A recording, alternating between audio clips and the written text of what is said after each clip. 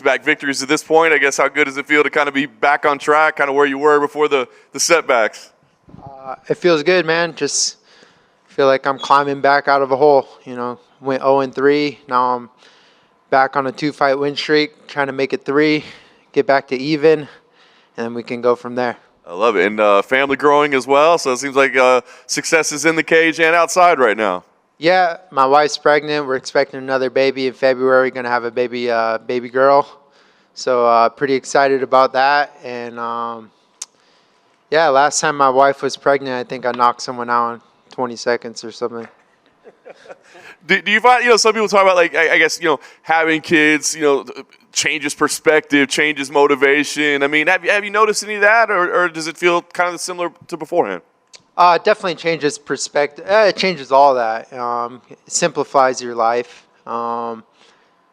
Again, when I first had Bam, I just didn't understand my role in the beginning, so I put a ton of pressure on myself, and I went through that rough season of life and losing and trying to do everything right and put an enormous amount of pressure on myself to be successful, and I wasn't. So that was just a hard season for me. But then I kind of started to understand my role and what I could do. How can I be the best dad possible? And especially in those first couple of years of life, there's really not a ton I can do to give my son life. Like that's what my wife does. She's such an amazing mother. She breathes, feeds, does everything for that child, and for me, it's just to be there, be present, and then show up every single day and do what I do by going to work and be an example, standing back up when you fall, staying resilient, and just teaching them little examples in those ways. So, yeah, man, I love being a dad. It's probably the best thing ever. That's awesome. Have you been able to free yourself from that pressure of the professional stuff as well? I mean, it did feel like you were kind of hard on yourself when you were having the setbacks. Have you been able to kind of release yourself of that? A little bit, I'm not going to lie, like I still struggle with it. I still struggle with, perfectionism. I still struggle with trying to do everything right. And I do, but I also give myself a little grace. I kind of figured out, I understand the importance of, brotherhood and friendship and community. And I have a sports psychologist, and like we talk about it weekly, and we talk about these things that we all go through as human beings. And, so I'm still a human. So, yes, I still deal with that. But at the same time, I know how to handle it a little bit better. Nice. Obviously, you're never afraid of fighting killers. Bryce Mitchell, a tough opponent. What do you think of him overall as a fighter and kind of what he presents to you? He's one of the best. He's 14-1, I think 14 or 15-1. He's fought some of the who's who's, and he's beaten some of them. And I feel like people write him off because of one loss. So I'm expecting him to come back with a vengeance, and I'm prepared for the best version of him. It's interesting because you win here. There's not a whole lot of names above his, and a lot of them are guys you've already fought, right? So what are you hoping for? Win here. Are you hoping for fresh names in those matchups, or do you kind of want to go revisit some of those fights that you had? I'm never afraid to revisit a guy that I've fought in the past, and retest myself, because I always look at things like that. Like guys that I've lost to, if you put us in a series, like the NBA, if we're going best out of 7, I don't see myself losing all of them. Guys 1 through 15, number 15 could beat number 1 on any given day, and you guys all know that. This sport is crazy, and the results you want and that you visualize are never guaranteed. You can do everything right, you can still lose a fight, and that's just the beauty of the sport, man. Right now all I'm looking at is Bryce, but I definitely see myself with a win over him moving back up the ladder. He's number 10 in the world, I'm number 12, and I've been up there before too. I think I've been up to number 8, but those numbers don't really matter, man. It's just who's the best fighter on that day, who's going to show up. Last thing for me, you said you got the quick knockout last time the wife was pregnant. Are you hoping it's one of those fights? Because on paper, this looks like it might be kind of a fight of the night type fight. Is that what you're expecting? And do you let your mindset, think that way going in?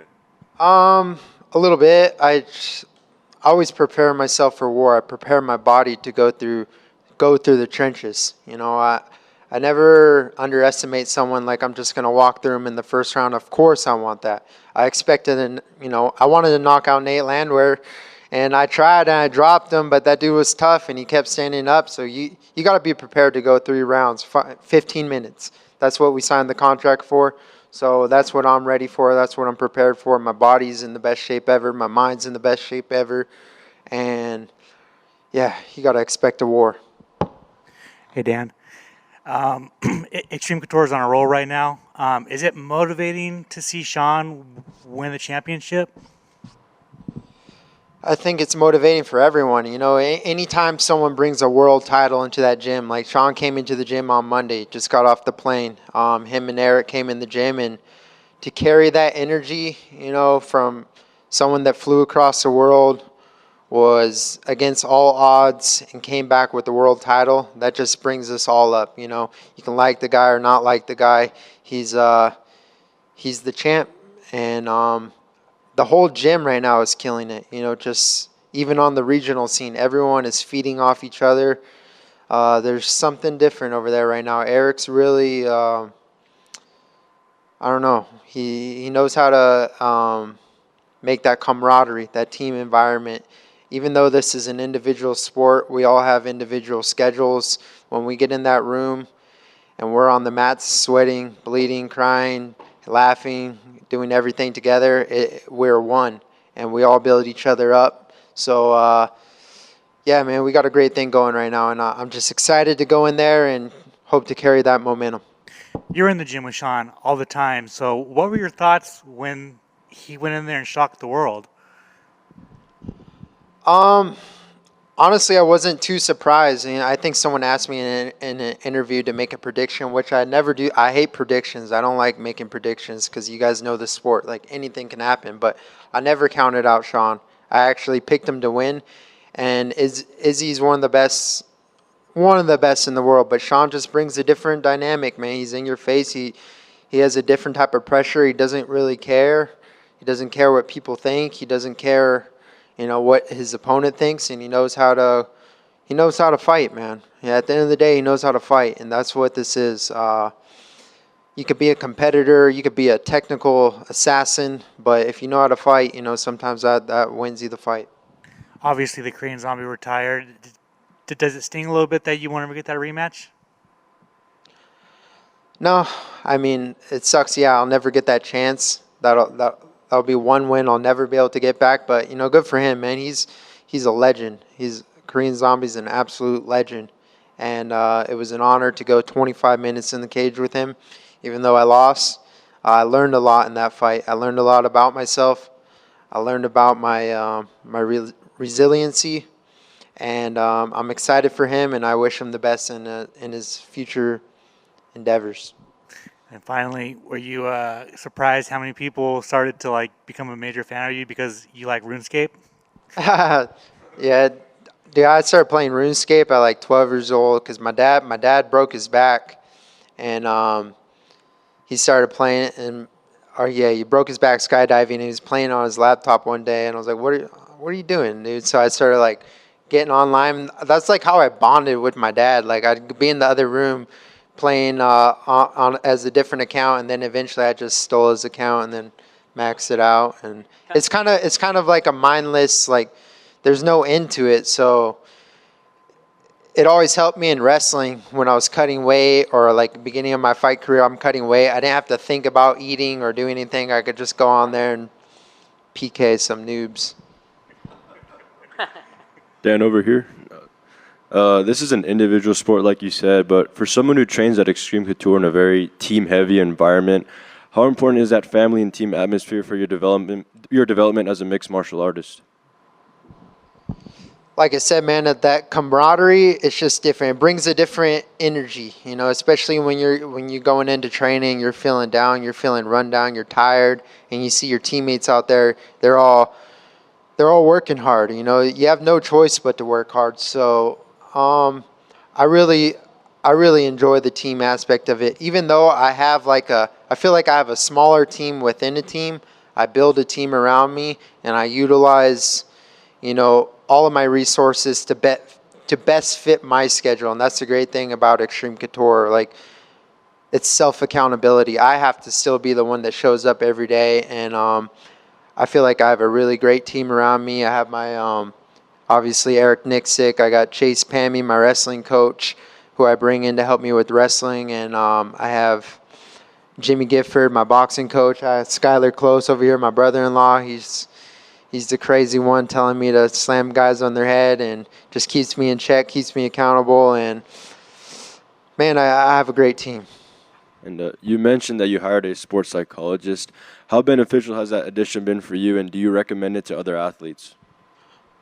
It would be stupid not to. You know, it's one of those things. If you're going to work on you work on your jiu-jitsu, your boxing, your wrestling, your takedown defense, your striking defense. But how are you not going to work on your mind? So 5 years ago, I just thought it was a gift. You know, you either have it mentally or you don't.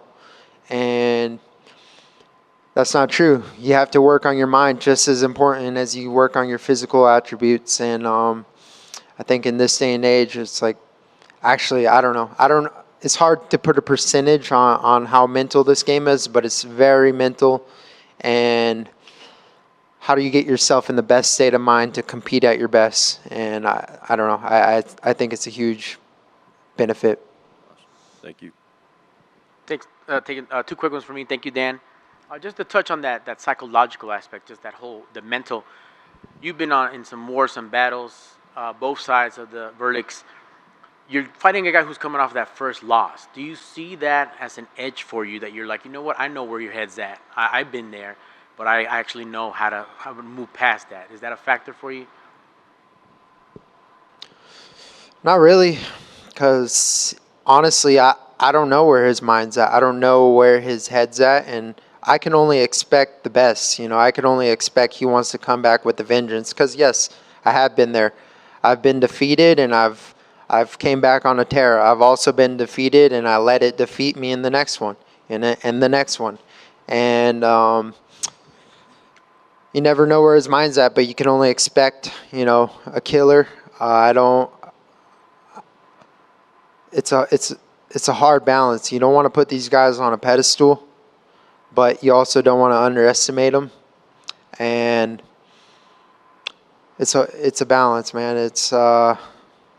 I'm confident when I'm in there, but when I'm out working and I'm training, this guy's the best in the world, and I'm training for the best in the world. But when I'm in there, I'm the best in the world. I'm the master. I'm the monster. And we'll see what happens. Thank you, sir. And last for me, we've seen recently with what's been going on with Hawaii and the tough times there. We saw how Max Holloway used his platform to bring a little bit of education, awareness to people, get them involved. How great is it for you guys to be able to do that and use your platform personally to bring people, say like, hey, this is what's going on in the world besides my fights. Sure, tune in for that, but also this is what's going on. A part of my heart is involved here. For sure, man. And we'll never forget, I haven't forgotten about my people back home. And it's when it first happened, and I was in the middle of training camp. Honestly, I felt this almost a guilt waking up every day. Just I get to wake up and use my sweet ass espresso machine, make some coffee, go to the gym. Like, my life wasn't affected, but I have friends, I have family who their whole entire life is on pause. It's halted. They lost things. They lost their house. They lost family. They lost people. They lost kids, grandmothers, grandfathers, and I felt this weird guilt, and so I thought about it. I was like, what can I do right now? Like, literally, what could I? Because I can't undo what happened, but I have a platform, like you mentioned, and so that's what I did. I used my platform to try to spread any type of positive awareness. How can we help these families who are going through it right now? And I think that's what it came down to. Was there was tons of fundraisers, tons of people funded fundraisers, which did amazing. I've seen them do millions and millions and millions. But then you start to think, where does this money actually go? Because this is going through Facebook, this is going through Instagram. Meta's in control of this. They're not releasing the money to this certain things. And then after like a couple weeks have passed, they created a page called Lahaina Ohana Venmo, and they linked every single family who was affected by the fires and attached their Venmos so you can actually donate and help those families. You could pick a family and help them directly. That way they're getting the money and the resources they need now and not having to wait on government or government help or government funds. And I'll let Bryce Mitchell explain that, the government stuff, but yeah. Thank you, man. I appreciate that, and good luck on Saturday, Dan. Thanks. Right on, guys.